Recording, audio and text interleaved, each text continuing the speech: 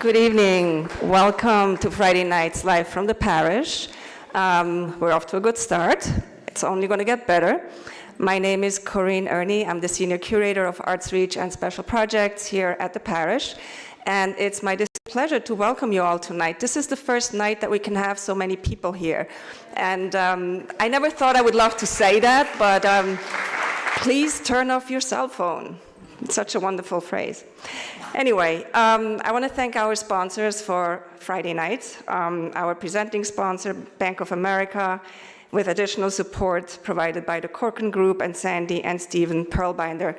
And I also want to give a special shout out to my colleagues, Jennifer Duque, who really puts these PechaKucha programs together, works with the presenters, holds their hand when they're preparing, and also Victor Miranda and Eric Casey.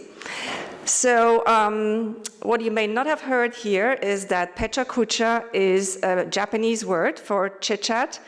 And the format seems very simple. The presenters get 20 slides with 20 seconds to present their work. It seems very simple, but it is not, believe me. It takes a lot of work, a lot of editing. I've done one. So this is also one of our most famous programs, and I think it's because that's when people can really learn about their creative neighbors here on the east end of Long Island, and trust me, there are so many. And so why don't we get started? PechaKucha Night is actually happening all over the world this weekend. They're going on in Germany, the Czech Republic, Slovakia, and of course right here in the Hamptons. This is actually the 33rd volume of PechaKucha in the Hamptons. So our first presenter, Matt Raynor, is an East End local photographer and storyteller. He uses the mobility of a drone to maintain his artistic endeavors. Formerly, he was a deep-sea fisherman and bayman. Matthew enjoyed spending most of his time on the water. He found solace on the sea. Using the proceeds from his aquatic adventures, he funded his wanderlust, all the while cataloging such adventures with an old Nikon. On April 19, 2019, Matthew was diving at Tout Point when he broke 5 vertebrae and nearly died. He was resuscitated by friend and artist Jerome Lucani. After 3 months in the hospital, he moved back home without movement or sensation in 85% of his body. His life would be irreversibly different. Unwilling to concede with difficulties of everyday life, he's found healing, purpose, and direction in art. As a certified drone pilot, he's had numerous exhibitions, which not only feature his photography, but also the rich stories behind them. Please welcome Matt Raynor.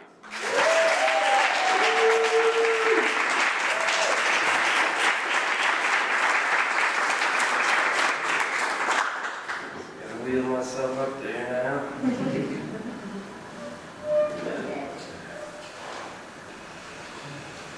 Well, you pretty much told my story. I feel like I don't have anything left to tell.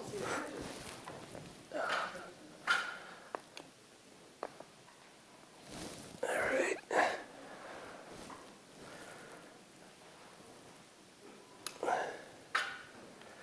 I just got to get it loaded. Give me a sec. All right. Take these things off, right? All right, you guys can start.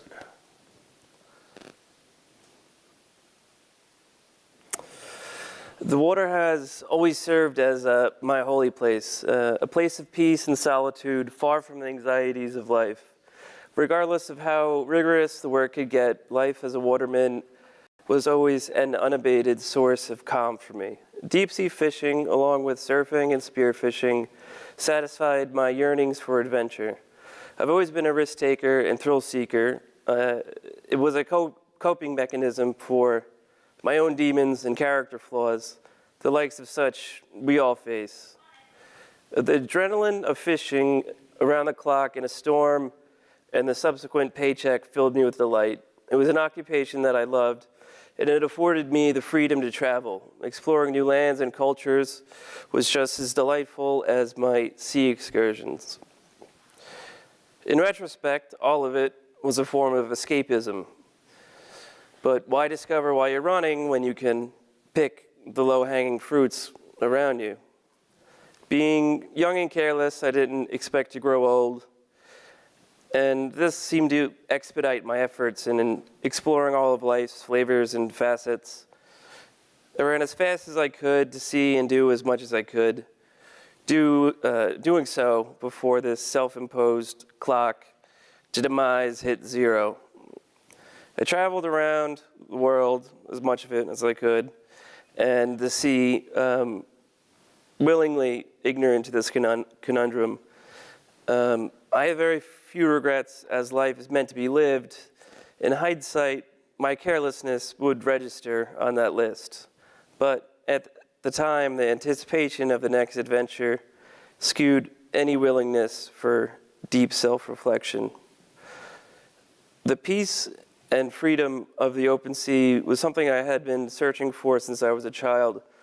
It was like being on a different planet. The rules of normal life need not apply. And as for being on a different planet, absolutely perfect. The space oddity could finally fully disconnect.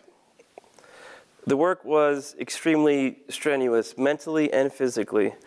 One trip I worked 36 hours straight, completely sleep deprived. I went to my bunk to finally sleep, only to be restless and uncomfortable. When I closed my eyes, I kept seeing strange scenes of terror, like nuclear explosions and surgeons performing operations. Sleep deprivation is a real thing. On another occasion, I found myself as a greenhorn on a much larger boat, a boat capable of catching a very serious volume of fish. I was given the introductory task of stacking boxes, each weighing roughly 80 pounds with ice. On this particular trip, we happened to break the all-time 20-year record by loading 65,000 pounds of squid into the hold, all of which went into boxes, stacked 6 high, way offshore in a slippery fish hold on a boat rocking in a gale. As time progressed, and I made it past that fateful age of 27, life seemed to slow down a bit. The insanity of my early 20s was all but gone. My faded doom clock had faded away, but still, the bones were still there. I loved fishing and traveling and thrill-seeking. In the winter of 2019, I really pushed it. I went offshore for 3 weeks to come in and work 3 weeks on the bay, catching scallops, then back offshore for another 3 weeks. When I came back in, I had really severe tendinitis. To ease the pain, I read too fast. This is oh crap, did I go past it? I must have missed the image, I don't know. Anyway, to ease the pain, I would dive in here, Towed Point. There's a picture of Towed Point here somewhere. That's where I broke my neck. Yeah, I missed it, okay. One morning I did several dives, and on the last one, I smacked my head. The next thing I know, I'm staring through frigid emerald blue water, completely paralyzed. Time slowed. I felt as if I was in a waiting room. My whole life presented itself from start to finish in its entirety. And I was happy. If this was where my clock resurfaced and hit zero, I was fine with it. I felt I had lived a full life, short but rich with adventure and exploration. I was even content with the many silly and stupid misadventures. My only regret was not being able to have a child and see them grow. I had a moment of complete acceptance, and then suddenly the lights went out. The next thing I woke up to was Jerome Lucani's face on the beach. He swam out and pulled me to shore. He told me my eyes were wide open, motionless, and my lips were blue. He did CPR. So much for my clock hitting zero. I'm back from the dead. I think God, the universe, Buddha, whatever you call it, has a sense of humor, because I'm definitely not running anymore. After my extraordinary spiritual experience on the beach, I spent 3 months in the hospital. Unfortunately, I never recovered much. When I returned, I couldn't take care of myself whatsoever. I had to move back in with my mother. I couldn't move or feel 85% of my body. If we all have our own personal hell, I've lived mine, and it's worrying every day if you're going to have someone help you get out of bed, use the toilet, get dressed, eat, pretty much everything. And Medicaid totally failed me in the beginning. They just never sent a caretaker, got lost in Medicaid limbo land, I don't know. I felt helpless, as if my life was just a favor. This went on for months until there was a breaking point. I caught a horrendous UTI and had a fever of 106. During my time in the hospital, my mom tore her bicep, and when I came home, it was obvious that there was no one to take care of me. So at that point, I figured, what's going to happen? I'm going to be 29 in a nursing home? Was that like a life that you want to live? I don't know. So only two options presented themselves. Oh, this thing's over? Man, I really messed up. Self-destruction or do my best to live again, however difficult. Do it any way possible. And things turned around. My friend Bridget Leroy had a fundraiser to hire a caretaker. Eventually, I figured out how to get Medicaid to pay for one of my choosing. I slowly crawled out from my own personal hell, and my concerns shifted more from just surviving to what can I do with my life. I know full well what I can't, but what about the possibilities? With some clever innovation, I discovered that I could operate a drone and pick up an old hobby of photography. While this was difficult at first, I continued to get better at it. Next, I had to figure out how to use a computer, and eventually I got good at both, and with the computer kind of opened up like a whole world of things that I could do instead of just watching TV, which is no way to live. And just like that, I had direction and purpose. Get out and capture something beautiful and do it however you can.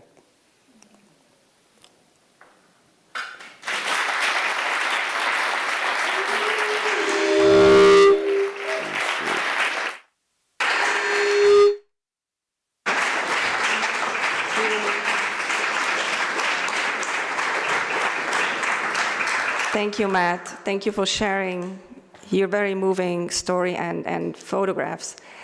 It's remarkable how many presenters at these PechaKucha events have talked about how nature and art have had healing powers in their life. So thank you. Mark von Wagner received his Bachelor of Fine Arts degree from the School of the Art Institute of Chicago and studied art history and urban planning at Colorado College. He has exhibited in many venues across the US, most recently the 2020 Long Island Biennial at the Heckscher Museum, 325 Project Space, Providence Art Center, and the Kauai Museum. His artwork is in the collection of the Rockford Art Museum in Illinois, as well as many private collections across the United States and Europe. The artist, curator, gallerist currently lives and works in Bellport and is the founder of Marquee Projects, a place that I really enjoy visiting. It's a beautiful gallery. His abstract paintings and sculptures are made of natural and pigmented sands that playfully remind us of life's cycle, as well as material decomposition and impermanence.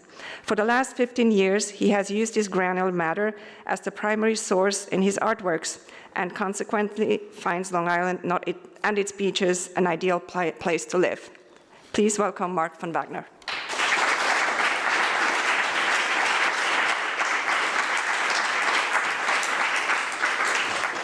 Thanks, Corinne. And I'd like to thank everyone here at the parish for the evening of PechaKucha and giving me the opportunity to tell you a little bit about my art practice. So let's begin. As long as I can remember, I've been an artist. I had a learning disability as a child, so making art was my salvation. I was so fidgety, my family nicknamed me Wiggleworm. In grade school, I was often asked to go to a separate classroom to be taught with a couple other kids. I felt different, but not necessarily in a good way, kind of like Edward Scissorhands. Here's a painting I made when I was 6 years old. My mother was friends with many artists. One of them asked to put this piece in an art exhibit, and my mom agreed. So I went to my first opening at age 6 and loved it. My mother kept this painting until she died. My sister now has it. Life began for me in New York, but my family moved around a lot. We moved to California, then a couple years later back to New York, then a few years later to a small farm in Connecticut, and then to Chicago. Imagine doing all this with 6 children. By the time I graduated from the School of the Art Institute, I had attended 9 different schools. The next few images illustrate artwork I made during the early 90s. All the moving around early on in my life exposed me to disparate places and landscapes. I made use of this information and inserted elements of the landscape as metaphor into the work. In addition, I explored the figurative. I challenged myself as to what dictated a high-low aesthetic hierarchy. I took as much interest in conceptual art as I did in folk art, in Impressionism as much as I did in the dioramas at the Chicago Field Museum, in abstract expressionism as much as I did in botanical illustrations. My work was analytical and ontological. Themes of place, memory, reflection, perception, and metaphysics all competed to make their way into my assemblages. I was influenced by artists like H.C. Westerman, Martin Puryear, Robert Rauschenberg, and Giuseppe Pannoni. By the mid-90s, the Chicago art world was struggling. My art dealer unfortunately passed away, and I felt the need to reevaluate my life. So I went on a spiritual journey and moved to Colorado. I worked for my sister in her landscape business, got involved in Buddhism, and went on meditation retreats in America, France, and Nepal for the next 10 years. After all that, I got married and moved to the island of Kauai. Here's my art studio there. I dove deeper into my artwork. I started by repurposing framed botanical prints that were removed from hotels that were remodeling. I painted directly onto the glass in fast, abstract gestures covering the botanical images underneath. Then I scraped away the paint in various areas to reveal segments of the illustrations that lied below the abstractions. The artwork presented observations on concealing and revealing and juxtaposed 2 art forms, abstraction and scientific illustration. The effect was pleasantly disorienting and loaded with historical art references. While on Kauai, sand became a very important element in my artworks as an additional recyclable medium. It was abundant and free, which suited me fine as I became fed up with the expensive art supply racket. So I started with a series of works titled Drawings from Nowhere, which referred to Kauai, which was, after all, in the middle of nowhere. The process came less from my head and more from my subconscious and related to my meditation practice of being in the present moment. Making these works was extremely liberating. I collected a variety of sand from innumerable beaches on Kauai and also discovered colored sands available on the internet from sites clearly targeted to children or wedding planners. In 2012, my wife Tonya and I moved back to the East Coast. We landed in Bellport, here on Long Island, on the invitation of our friend, the critic, poet, artist John Perrault and his husband Jeff Weinstein, who had their second home here. My work started to incorporate geometric architectonic components and deeper investigations into the inner and outer landscape. I love that sand relates back to my childhood days in the sandbox or playing on the beach, but this granular matter also captures material decomposition and impermanence. I collect sand from all over and treasure handling particles from the coasts of England, Hawaii, or New York and bring that location into my artwork. The Drawing from Nowhere series inspired another series I call the Sandbox series. This work embraces anthropomorphic as well as archaeological characteristics. Essentially, I arrange rectilinear forms and stack them on top of each other, very much like building blocks. The sandboxes not only made their way onto the canvas, but gave birth to my new sculptures. It seemed only natural that the forms came off the canvas and into the space of my studio. I had lots of empty boxes lying around and loved the idea of physically playing with building blocks again, but now covered with sand. It was profound to me that I was taking tiny sand particles of disintegrated material and reassembling them back into something solid and concrete. Before he died a few years ago, John Perrault used to tease me that I would make a good gallerist. I always protested and always said, "What a great way to kill your art practice." He disagreed, citing Duchamp and other artists that had become successful gallery owners. He also reminded me of the many years I had spent working with and for galleries in Chicago. This is our gallery in Bellport. In 2017, my wife agreed to be my business partner, and we took a leap and opened Marquee Projects. The community was hungry for a contemporary art gallery, and I was hungry to give a platform to under-recognized artists.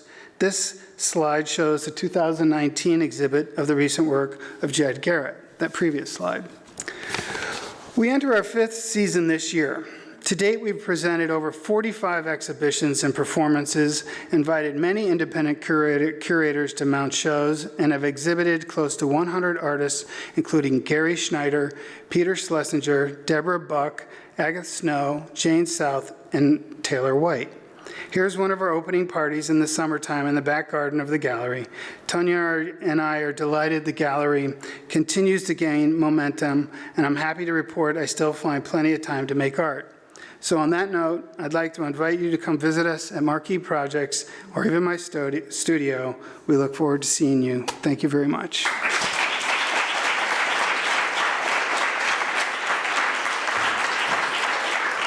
Thank you, Mark.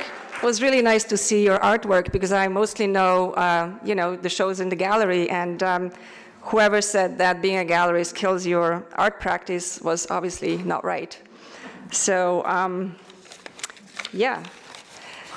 Joyce Raimondo is an artist, illustrator, author, and leading educator specializing in visual literacy. She is founding director of Imagine That Art Education, whose mission is to foster creativity and expression by exploring the world's great artists. Serving people of all ages and abilities, her diverse clients include museums, schools, libraries, shelters, autistic groups, and many others. Joyce's illustrations have been published in the New York Times, Boston Globe, Dallas Time Herald, and numerous magazines. She's author of 7 art books, including the Museum of Modern Art's Art Safari and the Art Explorer series. A resident of East Hampton, she is also the education coordinator at the Paula Krasner House and Study Center, a national landmark in the Springs. Please welcome Joyce Raimondo.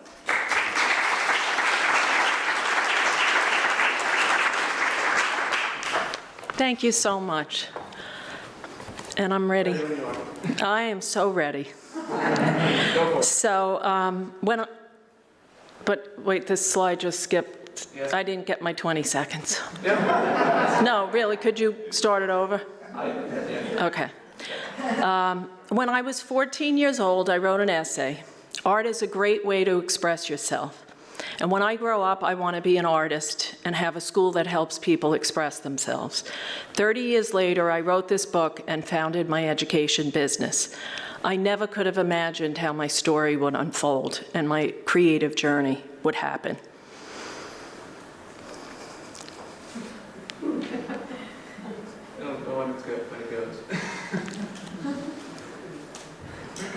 Silence is good. I'm a person of many words, so actually this was a challenge to leave space, but you can advance it, right? Is it stuck?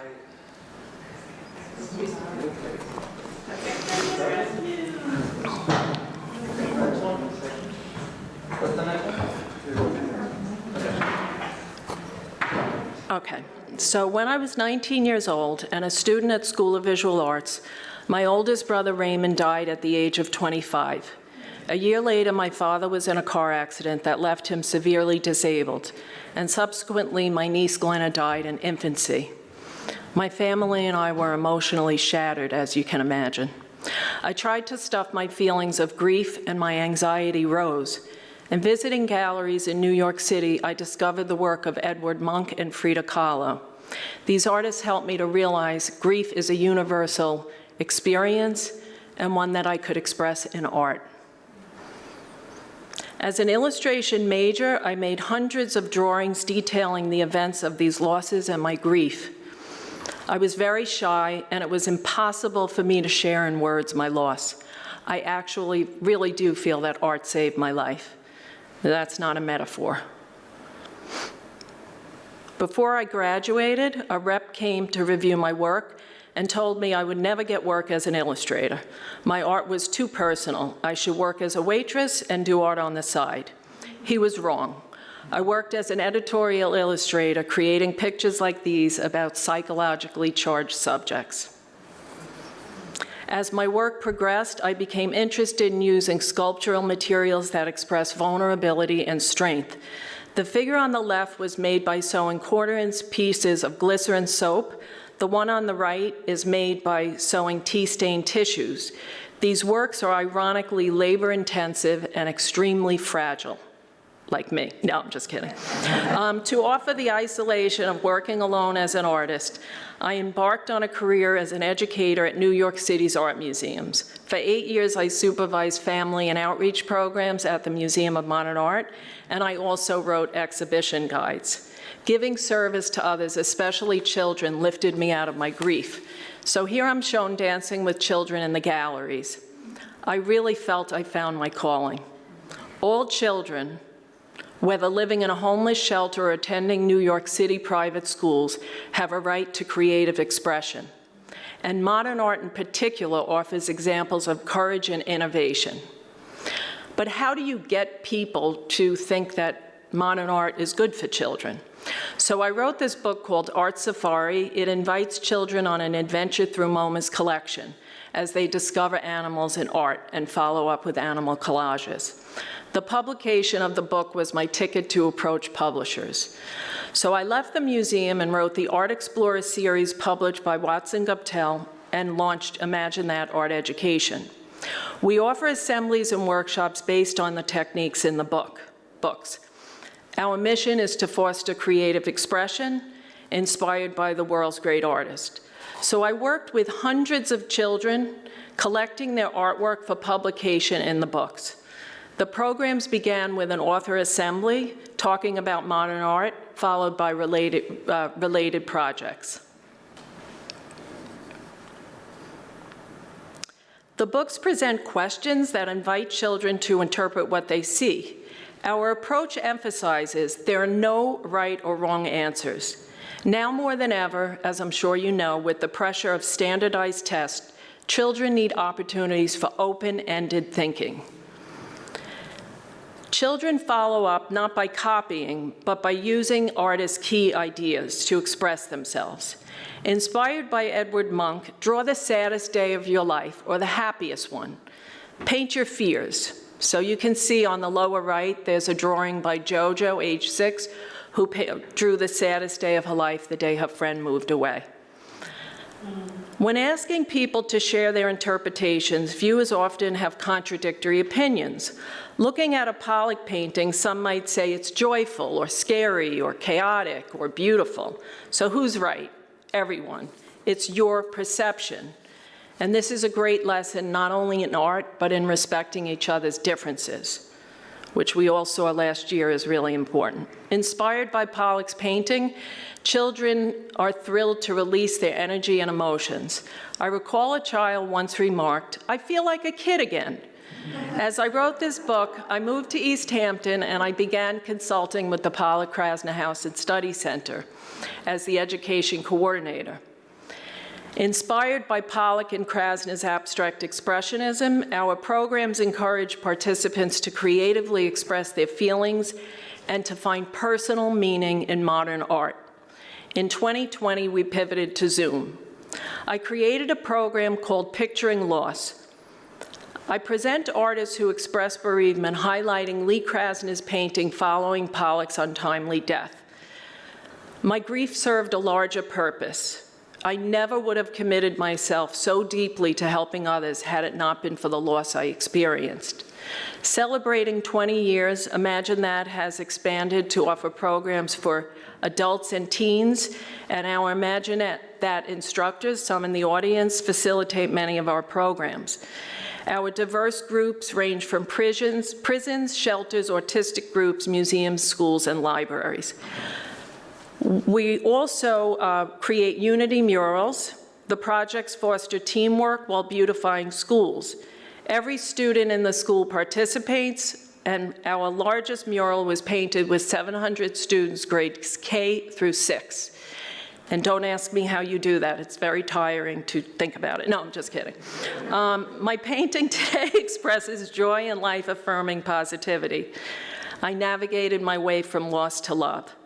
I'm so grateful to the many groups I've collaborated with, and especially tonight to the Parish Art Museum for keeping art in people's lives. And I know it wasn't easy for the museum over the past year, and I know they had a lot of hardships with membership and fundraising events, so I do want to put a plug in for becoming a member, and thank you so much.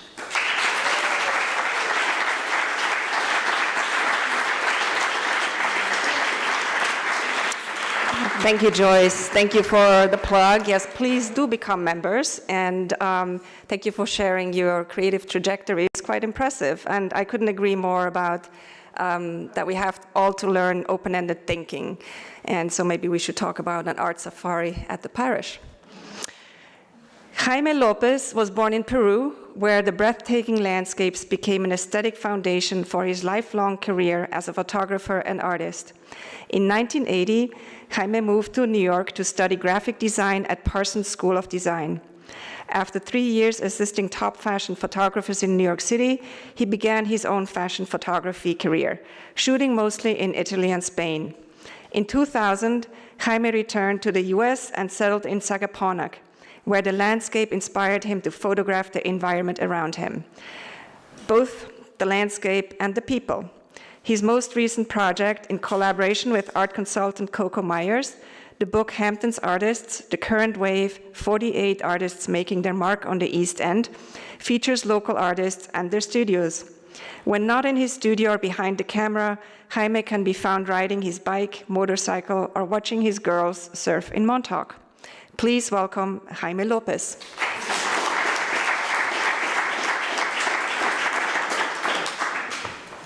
Thank you, Corinne.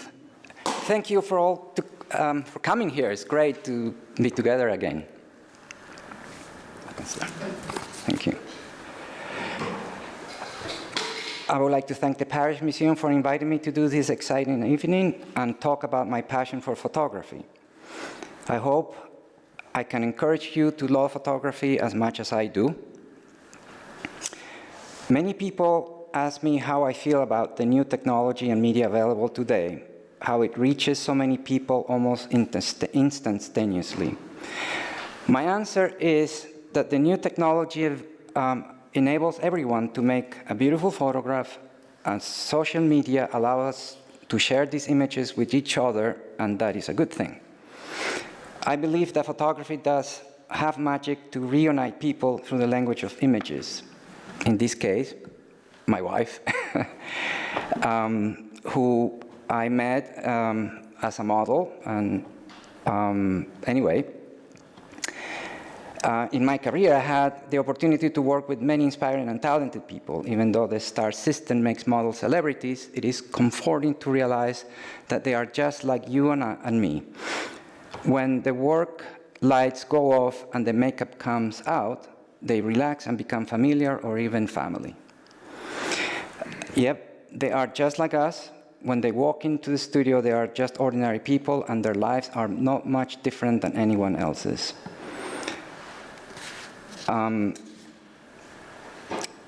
This is the fun of creating. You can envision and generate a reality that does not exist, like this coat that looks like a cow, or is it a Dalmatian?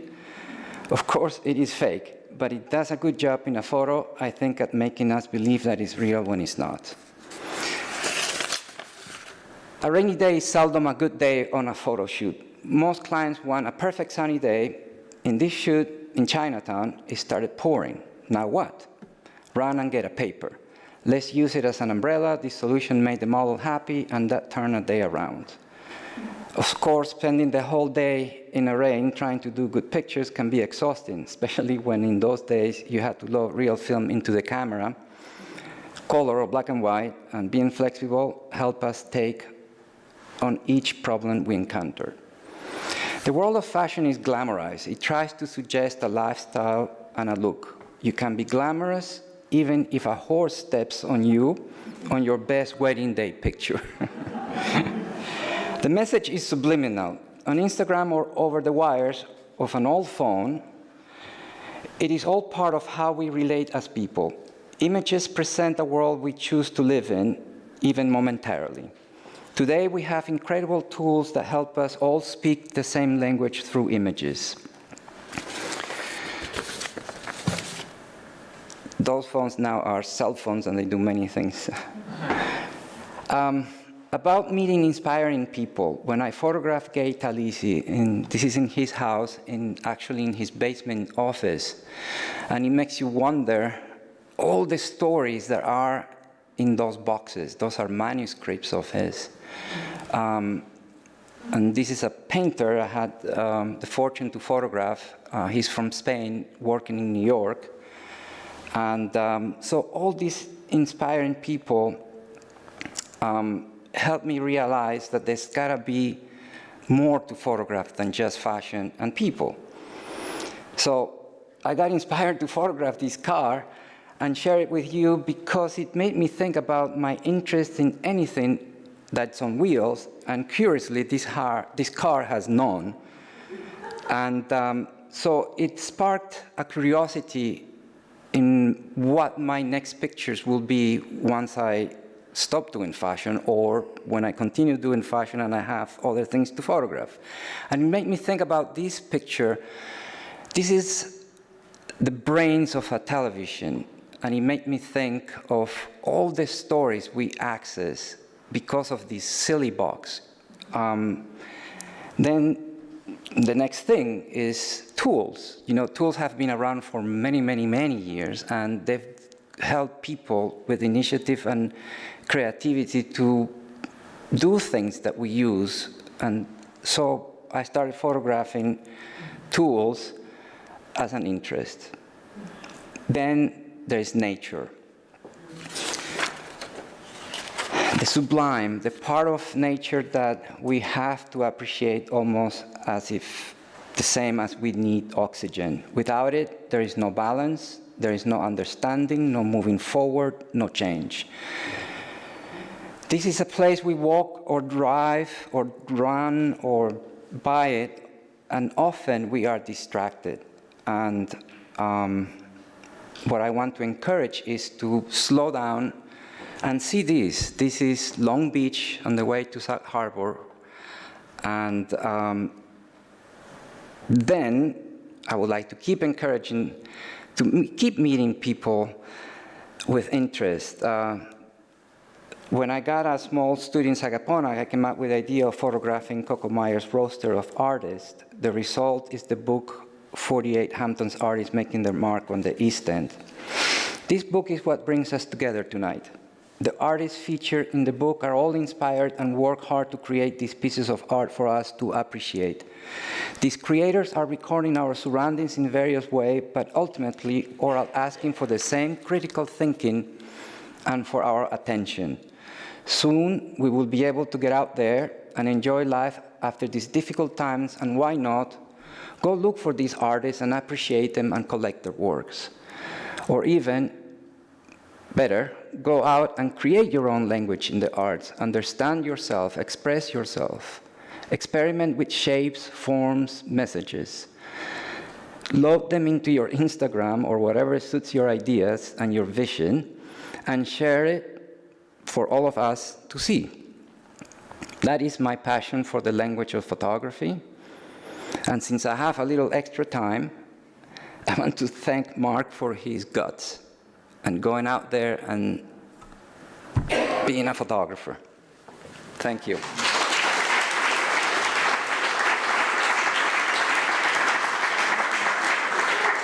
Thank you, Jaime, for your beautiful presentation. Of course, I know most of these artists that you photographed, and it's just really interesting to see how the place where artists live influences their art. I believe that, really. You know, also your transition from fashion photography to nature and so forth. So it's really interesting to see. We have a few photographers tonight. So next up is Steven Molina Contreras, born in San Salvador, El Salvador, is an artist whose work addresses how immigrant families reclaim the land and images in which they are portrayed.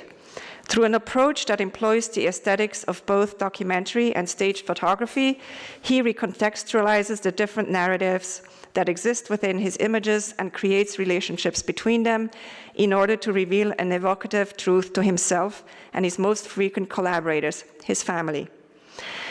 Molina Contreras, Stephen, he holds a BFA in photography and related media from the Fashion Institute of Technology. His work has been published by Aperture and Humble Arts Foundation. Selected residencies include Lightwork in Syracuse, and selected commissions include the New York Times Magazine, the New York Times, the New Yorker, Vice Magazine, and the Wall Street Journal. He previously worked in the Saturday Night Live photography department. He has lectured at Stanford University, Pratt University, and the Fashion Institute of Technology. Please welcome Stephen Molina Contreras.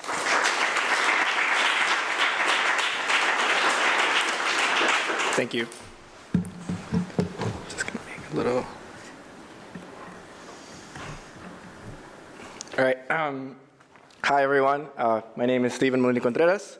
I'd like to thank the parish for inviting me to be a part of tonight's presentations. I'm honored to be considered and to be able to interpret what it's meant to live creatively in the East End and in my own life. Again, thank you for this opportunity, and I'm so happy to be with you all tonight. I will be sharing a selection of works edited and sequenced from my personal photographic archive. With her and my mentors in college, I realized I could no longer allow my life and my assimilation in the United States to go unexplored and unaddressed. I photograph constantly, allowing my mind, body, and eye to think about the language and the moments I was depicting with great specificity. I collaborated with my mother and sisters on portraits at home and made still lifes and landscapes that spoke to our experiences.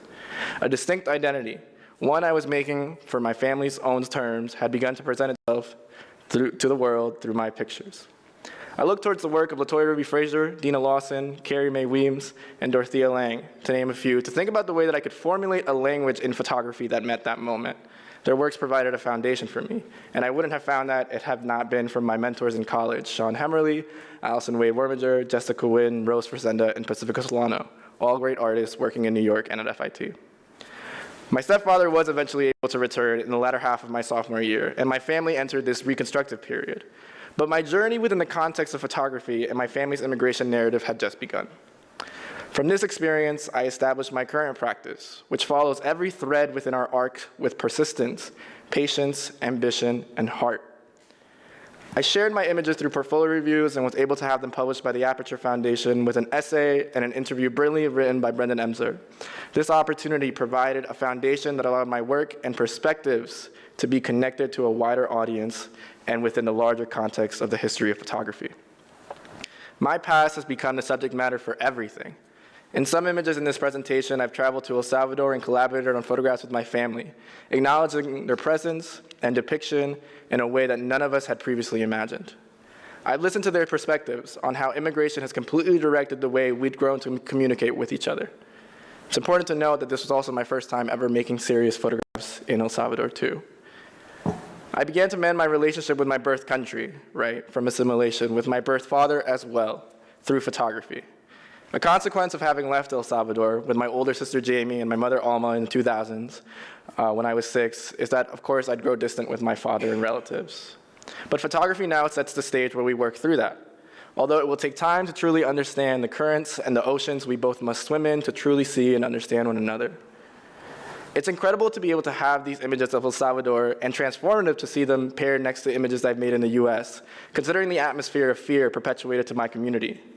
Having these images in a sequence is one way I could have my family in both places together without anyone's question. That's revolutionary. It's also revolutionary for me to see El Salvadorans depicted in a way that is personal, that is human. I would be remiss not to mention the way immigrants, and more specifically El Salvadorans, are pictured and discussed here on Long Island. It's often dehumanizing. Growing up, I tried hard to ignore the rhetoric that surrounded my adolescence, but still it followed me. I watched my own family be discriminated against for speaking Spanish in public and have witnessed the effort it takes for my family members to live and survive here without US citizenship. And that is a feat. It is a necessity. It is a labor endured in the service of others. It's completely sacrificial, spiritual. It's a form of unconditional love. As an artist, I imagine a world where my family and those alike could exist and picture their own language without a fear of borders, insecurity, with their dignity and life in their own hands, quite literally, rather than at the hands and the wills of others, reclaiming their own space. A world that takes moments filled with pain, melancholy, rebirth, and unification and puts them into conversation with one another. Living creatively on the East End has always been a necessity more than anything. As my family's had to navigate so many spaces here, and even in my own country, that have tried so hard to weed us out, right?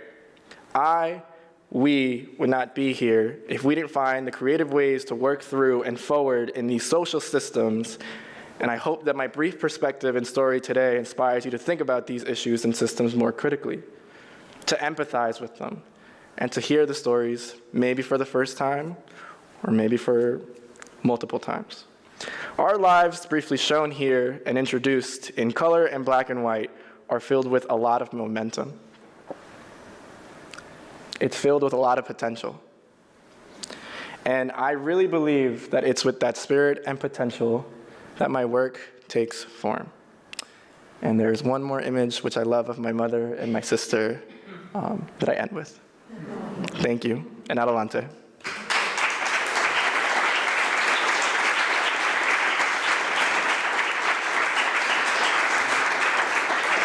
Thank you, Stephen, for your courage to show the love and intimacy of your family and your community. And I think it's so important for all of us in our societies to help understand each other. And I'm also very happy to say that Stephen has contributed some of his images to a project that we have coming up here. It's called The Land Claim. It's by artist Tomashi Jackson. It opens on July 10th. And she has based her research on communities of color on the East End. And Stephen has contributed some of his photographs to show and also for Tomashi to work off. So thank you so much. Next, Susan Vecsey was born in New Jersey and currently lives and works in both New York City and East Hampton. She earned her Bachelor of Arts from Barnard College, Columbia University, and her Master of Fine Arts from the New York Studio School of Drawing, Painting, and Sculpture, studying under Graham Nixon. In 2012, Susan was a visiting artist at the American Academy in Rome. In 2017, she had a solo museum exhibition at the Greenville County Museum in South Carolina, featuring numerous large-scale paintings and a catalog with an essay by Phyllis Tuchman. In reference to Susan's 2014 show at Barry Campbell Gallery in New York, it was called New York Art Critical. Reference to her 2014 show at Barry Campbell Gallery, New York Art Critical declared, "This is virtuoso painting." Vexey's work is widely held in both public and private collections, including the Greenville County Museum of Art, Nassau County Museum of Art, and Guildhall Museum. Susan is represented by Barry Campbell Gallery in New York. Please welcome Susan Vecsey.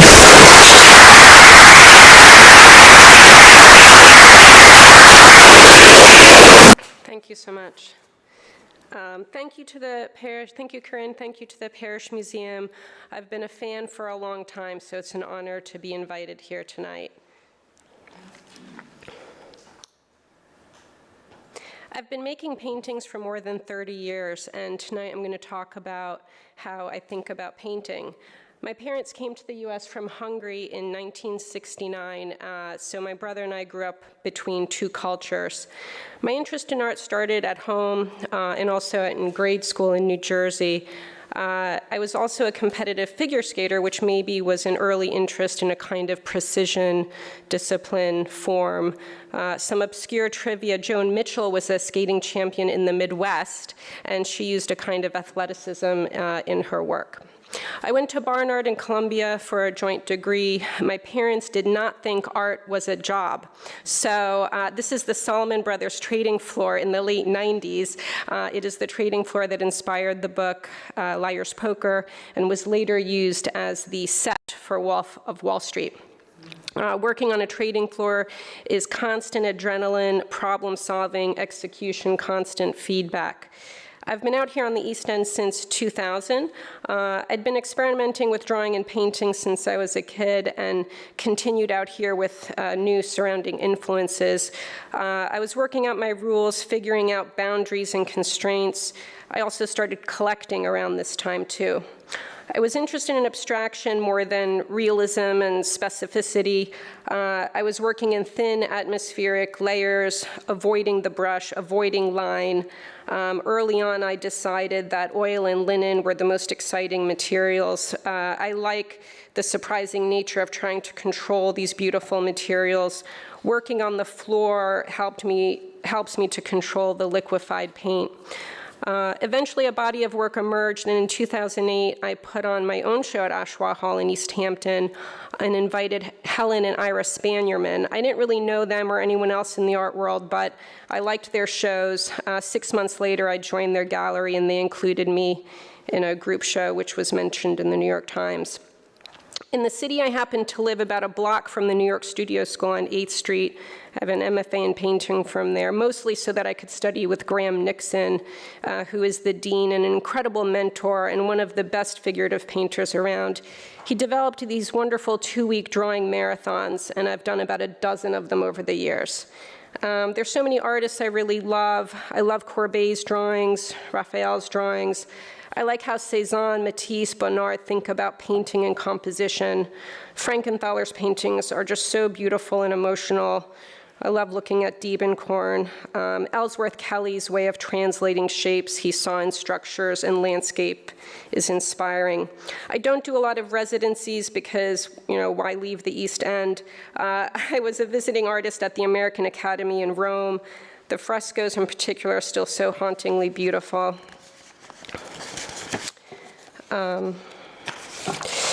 To me, working in the studio means problem solving, working out the composition for an image, the scale.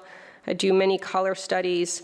And then reworking is a big part of the process. It's an iterative process, basically, of one-shot paintings, many thin layers built up over time. This is a diptych work on paper. I sometimes work in oil on paper, which this is. I start with charcoal drawings, and then I think about the right size and scale for each painting.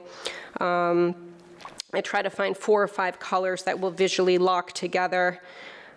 It can be challenging and unpredictable pouring the paint, and sometimes the things don't always go your way, and then you have to either accept or reject the unexpected.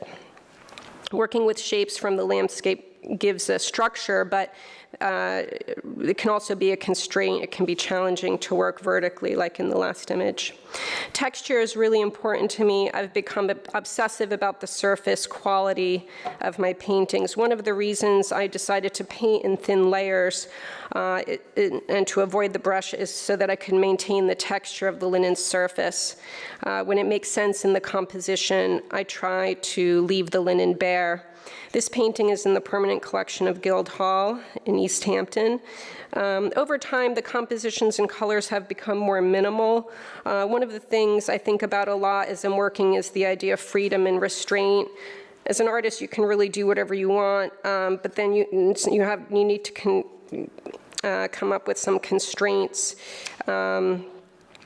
Ultimately, I'm trying to create a universal image that anyone could relate to, even if they've never been to Main Beach in East Hampton, which is why increasingly over the years I've stopped titling the works, which my gallery hates because they can never find something if it's called Untitled Blue. But they help me with titles. Anyway, this is oil on paper. It was recently featured in a show called Blue, curated by the director Charles Riley at the Nassau County Museum of Art. And you can see there on the left is my art hero, Helen Frankenthaler. So this was a big joy for me, and Sean Scully and Jeffrey Gibson.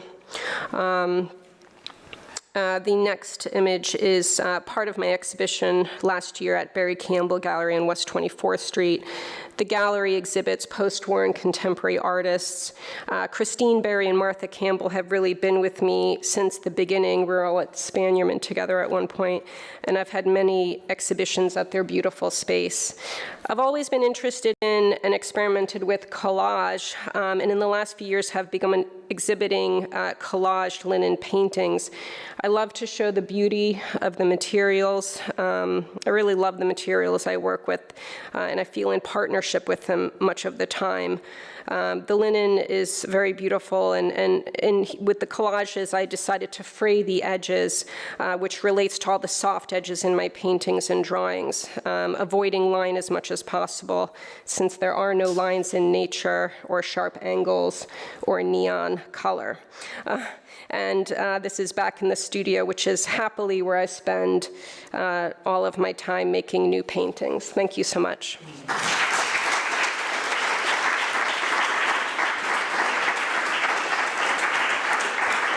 Thank you, Susan. I think the title of your presentation is very appropriate, Equilibrium.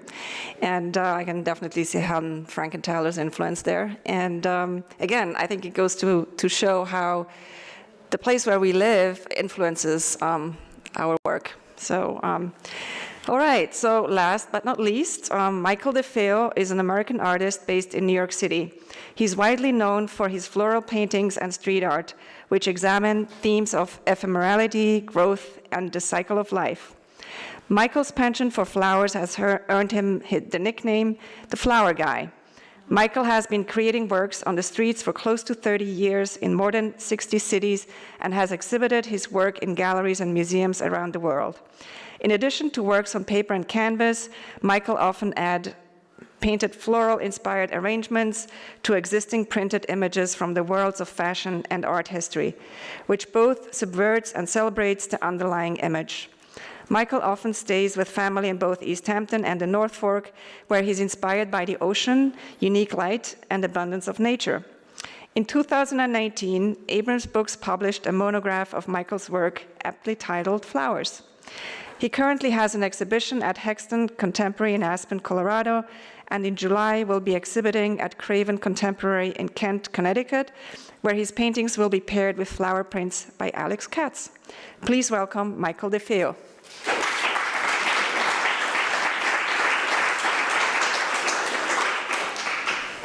Thank you very much. Before I begin, I just want to say a big thanks to the parish and the entire community here for having me and allowing me to be part of this group of really talented artists. It's an honor to be with all of you tonight. Thank you.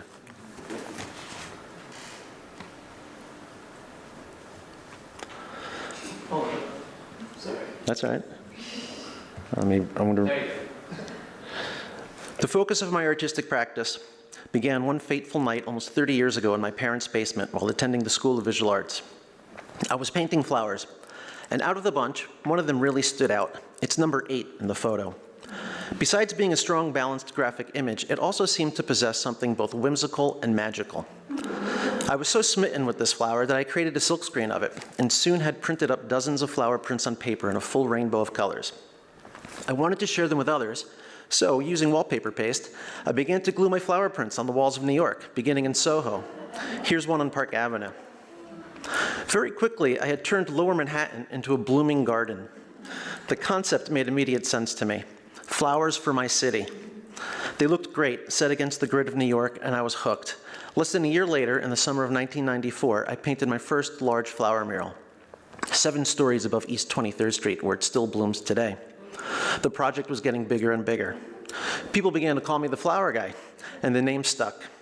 Eventually, I would travel to spread my blooms. I've been to over 60 cities around the world, including Venice, pictured here, Hong Kong, Buenos Aires, Los Angeles, Panama City, and Paris. One of the most important aspects of my flower project is the ephemeral quality of the work.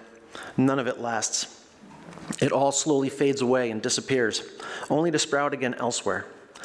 The idea of the cycle of life and the temporary nature of all living things became an integral part of what I was doing. The flowers were playful while also presenting more universal truths. More recently, I've been painting flowers that don't adhere to my original design. They're painted loosely and freely whenever I see an opportunity. I did this one in East Hampton in 2014 on an old boarded-up home. I usually keep a few pints of paint in my car to support my spontaneity. My passion for painting flowers eventually transcended the streets, and I moved indoors to become the focus of my studio practice. Everything I learned outside was now being used inside my studio paintings. For example, this painting's format is influenced by vanitas painting, a historical style intended to remind the viewer of their own mortality, a connection to the temporary nature of my work in the streets. Flowers and floral themes became a starting point, as well as a springboard into new explorations in my work. It allowed me to branch out while also keeping me tethered, like in this painting. These flowers are not necessarily based on actual flowers and are somewhere between real and imagined. This painting became the cover of my monograph, which was published by Abrams Books in 2019. This small painting was painted in Turks and Caicos and reflects the hot climate and tropical environment there. In addition to traveling with street art materials, I always have art supplies to create small works on paper. In 2015, a friend gifted me a key that he made that provides access to the advertising vitrines in New York City bus stop shelters. I initially used the key to remove the ads and replace them with my flower paintings. It was the first time I had used these spaces for my art. When the interior lights would come on in the evening, it would make my paintings really shine. After doing a half dozen or so of these advertising space takeovers, I realized I now had a small collection of the fashion ads I had removed. I painted on top of the models and reinstalled them at the bus stops. I had stumbled into something that was subversive but also harmonious with the underlying image, almost like it had been designed that way. This J.Crew takeover led to my collaboration with the brand, further blurring the line between fine art, fashion, and commerce. My friend with the key also makes them for accessing advertising spaces in other cities. I did this advertising takeover in Amsterdam. I've done them in Paris as well. Wanting to explore painting on fashion images further, I started to do them on the pages I sourced from fashion magazines. Like their predecessors, I interacted with the underlying image. Fashion magazines provided me with an almost unlimited supply of material. In this example, my brushwork looks to be blowing in the wind of the moving car. Frequently, the color palette I work with is pulled directly from the photograph. In the next example, a Chanel campaign, the color of Kristen Stewart's face, hair, and the colors of her feather jacket are all applied in my brushwork, reducing or obliterating the image from within. I'm interested in tampering with the highly produced, idealized versions of beauty that these campaigns present to the public. In my next body of work, I continue to investigate appropriation and manufactured beauty by painting on top of reproductions of the works of the Pre-Raphaelites.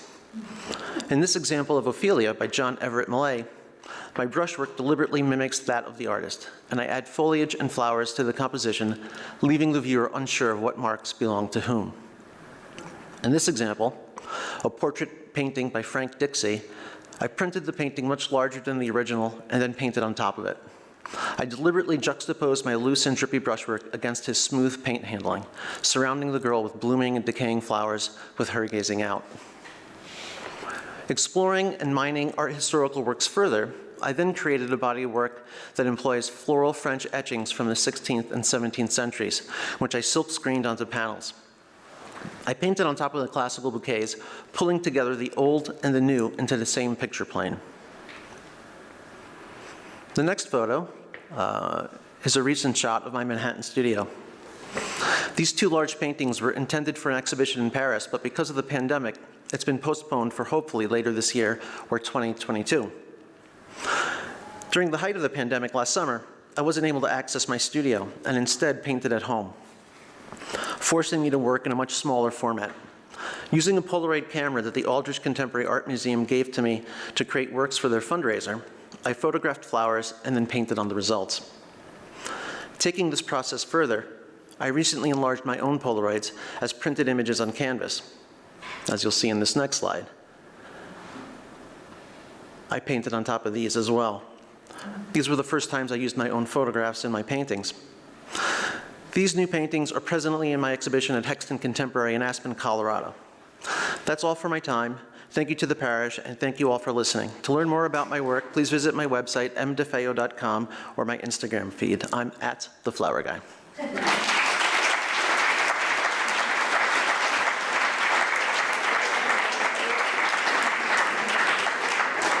Thank you, Michael. There's certainly no nicer way to do all these takeover and appropriations than with flowers, and I'd say there's no better way to end the PechaKucha than with flowers. So thanks to all the presenters. Give them a big hand of applause. Really takes courage to put yourself out there. And thank you, everyone, for coming tonight.